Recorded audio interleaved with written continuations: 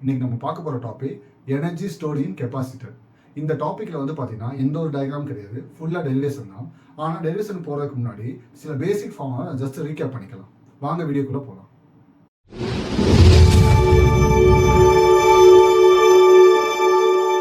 Students, heading வந்து energy stored in capacitor. So first இந்த டாபிக்கான பேஸ் ஃபார்முலா என்னன்னு பார்த்துக்கலாம். கெப்பாசிட்டன்ஸ்.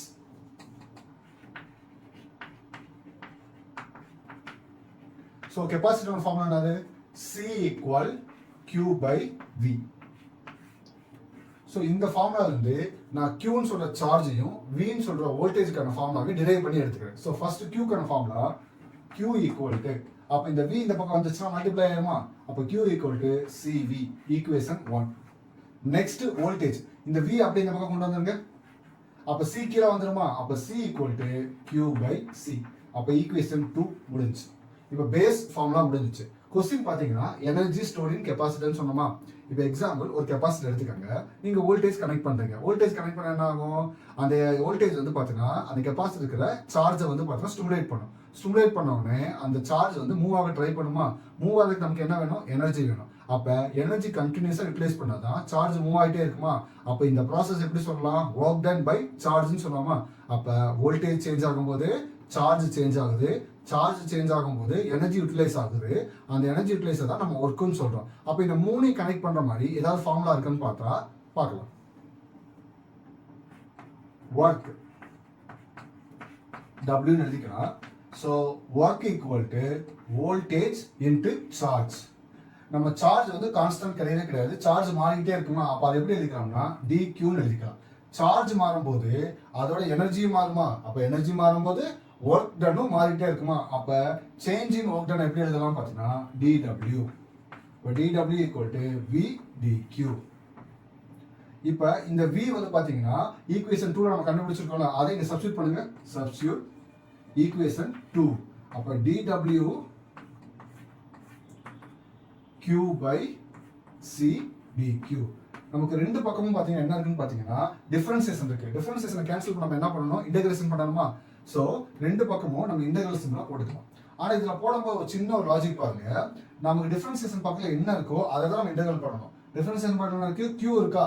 அப்போ Qவை மட்டும் நம்ம இன்டகிரல் பண்ணணுமே தவிர மிச்சம் ரிமைனிங் டேர்ம்ஸ் இன்டகிரல் பண்ணவே கூடாது. அப்போ இந்த ஈக்குவேஷன் ஜஸ்ட் மாடிஃபை பண்ணி எழுதுங்க. இன்டகிரல் DW ஈக்குவல் டு இந்த 1/c வெளியே எடுத்துங்க. 1/c integral Q DQ. Integral already உங்களுக்கு நான் சொல்லியிருக்கேன். இன்டகிரல்னா ஒரு டேர்மோட பவர்ல ஒன்னு ஆட் பண்ணுங்க.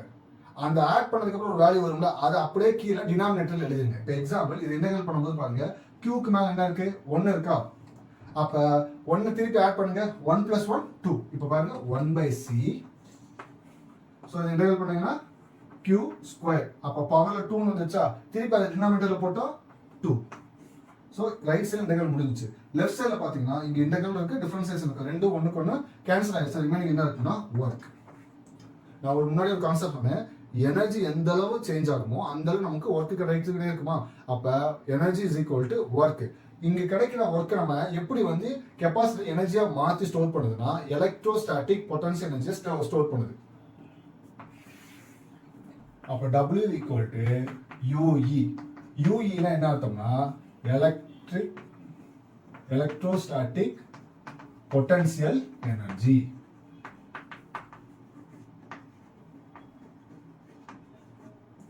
So UE equal, இந்த ஃபார்முலா அப்படியே எடுத்து எழுதுங்க. 1/2. இந்த 2 வந்து நான் தனியாக 1/2 எழுதியிருக்கேன். Q² C. இல்லை நீங்கள் 1/2 எழுதாம வெறும் Q²/2C எழுதினாலும் ஓகே தான். ஓகே, இப்போ இந்த Qவோட வேல்யூ ஆல்ரெடி நம்ம ஈக்குவேஷன் 1ல கண்டுபிடிச்சிருக்கோமா? அதை இங்க சப்ஸ்டிட்யூட் பண்ணுங்க. Substitute equation 1. அப்ப UE ஈக்குவல் டு Qவோட வேல்யூ என்னது? CV. அப்ப இங்க Q² இருக்கா? அப்ப இங்க சப்ஸ்டிட்யூட் பண்ணா என்ன வரும்? C² V². கீழ ஆல்ரெடி என்ன இருக்கு? 2C இருக்கு. அப்ப இந்த C இந்த ஸ்கொயர் கேன்சல் ஆயிடுச்சு. ரிமைனிங் என்ன இருக்குன்னு பாருங்க. UE equal 1/2. இந்த 2 இப்போ தனியாக 1/2 எழுதிட்டு CV². ஸோ இதைத்தான் எலக்ட்ரோஸ்டாட்டிக் பொட்டன்ஷியல் எனர்ஜின்னு சொல்கிறோம். ஆனால் நம்ம கிட்ட வந்து பார்த்தீங்கன்னா ஒரே ஒரு சார்ஜும் இல்லை, ஒரே ஒரு டெர்மினல் இல்லை, நம்மகிட்ட 2 டெர்மினல் இருக்குது, பேரலல் டெர்மினல் இருக்குது. என் நம்பர் ஆஃப் சார்ஜ் இருக்கா? அப்போ நம்ம கண்டுபிடிக்க வேண்டியது பார்த்தீங்கன்னா எலக்ட்ரோஸ்டாட்டிக் பொட்டன்ஷியல் எனர்ஜி மட்டும் இல்லை எனர்ஜி டென்சிட்டி கண்டுபிடிக்கணும். அப்போ நம்ம எனர்ஜி டென்சிட்டி கண்டுபிடிக்கணும்னா அதுக்கு முன்னாடி capacitance of parallel plate capacitor அதோட ஃபார்முலா நம்ம எழுதிக்கலாம். So C equal to A epsilon nought by D. அதே மாதிரி வோல்டேஜ்க்கும் கண்டுபிடிக்கணும். V is equal to ED. இந்த ரெண்டு ஃபார்முலா எப்படி வந்துச்சுன்னு சொல்லி நீங்க தெரிஞ்சுக்கணும்னா இதுக்கு முன்னாடி ஒரு ப்ரீவியஸ் ஒரு வீடியோ அப்லோட் பண்ணியிருக்கோம். Capacitor of parallel plate capacitor அதோட லிங்க் டிஸ்கிரிப்ஷன்ல இருக்கு. அதை நீங்க பாத்தீங்கன்னா இந்த ஃபார்முலா எப்படி வந்துச்சு உங்களுக்கு தெரியும். இப்போ இந்த ரெண்டு வேல்யூவும் இந்த ஈக்குவேஷன் சப்ஸ்டிட் பண்ணலாம். இந்த ஈக்குவேஷன் 3 ன்னு எடுத்துக்கலாம். இந்த ரெண்டு வேல்யூ ஈக்குவேஷன் 3 ல சப்ஸ்டிட் பண்ணுங்க. அப்ப UE equal to half C ஓட வேல்யூ எழுதுங்க A epsilon nought by D. Next V square இருக்கு. அப்ப V ஓட வேல்யூ என்னது ED. அப்ப V ஸ்கொயர்னா E ஸ்கொயர் D ஸ்கொயர். அப்ப இந்த D யும் இந்த D ஸ்கொயர்ல இருக்க ஸ்கொயரும் கேன்சல் ஆயிடுச்சு. அப்ப ரிமைனிங் எப்படி இருக்குன்னு பாருங்க 1/2 மேல என்ன இருக்கு பாருங்க A epsilon naught E square D. So இது என்னோட கன்வென்ஷனுக்கு ஈக்குவேஷன் கொஞ்சம் மாடிஃபை பண்ணி எப்படி எழுதுறேன்னா half epsilon naught E square AD. So அப்படி எழுதிட்டேன். சோ இப்போ எனக்கு எலக்ட்ரோஸ்டாட்டிக் பொட்டன்ஷியல் எனர்ஜி முடிஞ்சிச்சு. நெக்ஸ்ட் நான் என்ன கண்டுபிடிக்க போறேன்னா எனர்ஜி டென்சிட்டி கண்டுபிடிக்கணும். எனர்ஜி டென்சிட்டினா என்ன சார்?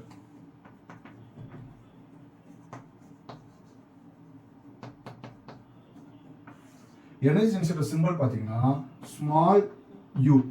நல்ல டிஃபரன்ஸ் பாத்தீங்கன்னா பொட்டன்ஷியல் எனர்ஜிக்கு வந்து பாத்தீங்கன்னா கேபிட்டல் யூவும் எனர்ஜி டென்சிட்டிக்கு ஸ்மால் யூவும் போகணும், மாத்தி போட்டக்கூடாது. எனர்ஜி டென்சிட்டியோட டெஃபினிஷன் பார்த்தா அந்த ஹெட்டிங்ல இருக்கு. அதை அப்படியே நல்லா ஸ்பிளிட் பண்ணி பாருங்க. Energy per density. இங்க டென்சிட்டின்னு சொல்றது ஒரு பர்டிகுலர் வால்யூமை மென்ஷன் பண்ணுவாங்க.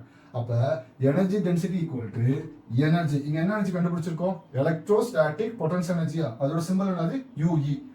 Energy by electrostatic potential energy by டென்சிட்டினா வால்யூம் சொன்னா எழுதிக்கங்க. ஓகே, வால்யூமோட யூனிட் என்னது ஆக்சுவலா மீட்டர் கியூப். இப்போ அது என்னோட கன்வென்ஷனுக்கு ஜஸ்ட் பிரிச்சுக்கிறேன். Metre square into metre. இப்போ இந்த மீட்டர் ஸ்கொயர் எதை டினோட் பண்ணுது? ஏரியாவை டினோட் பண்ணுதா? மீட்டர்னு சொல்றது டிஸ்டன்ஸ் டினோட் பண்ணுதா?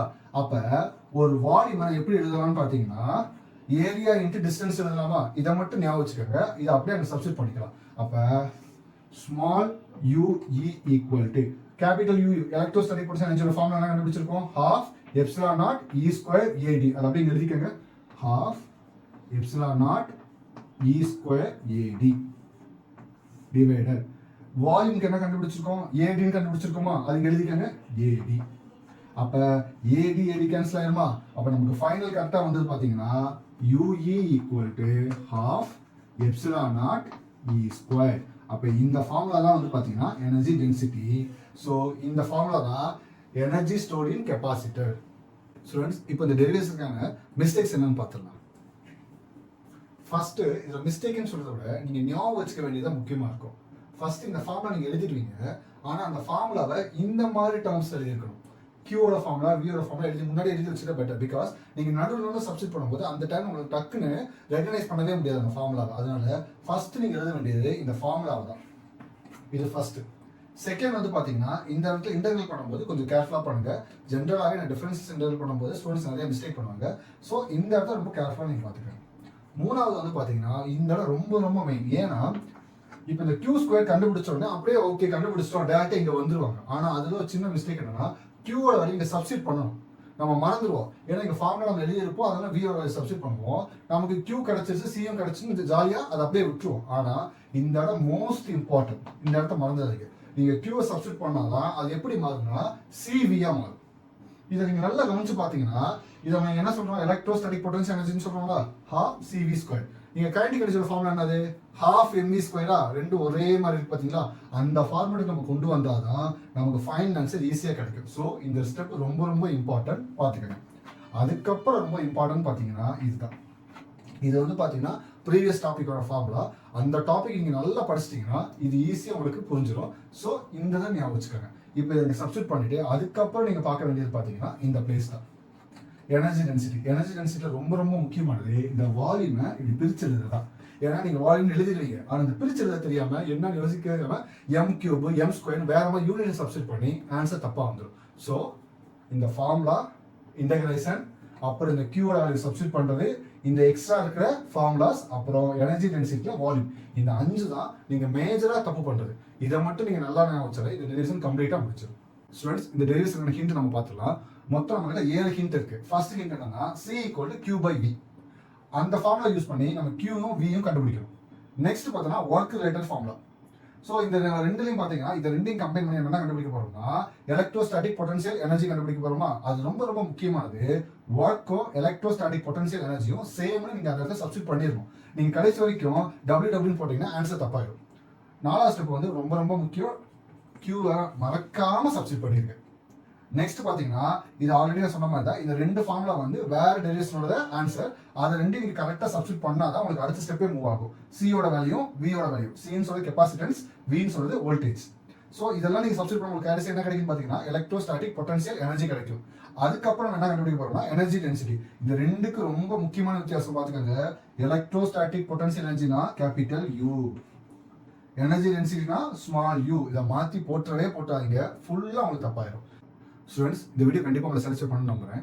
இந்த வீடியோ உங்களுக்கு பிடிச்சிருந்துச்சுன்னா லைக் பண்ணுங்க, சப்ஸ்கிரைப் பண்ணுங்க, உங்களை மாதிரி ஸ்டூடெண்ட்ஸ்க்கு ஷேர் பண்ணுங்க. Have a nice day.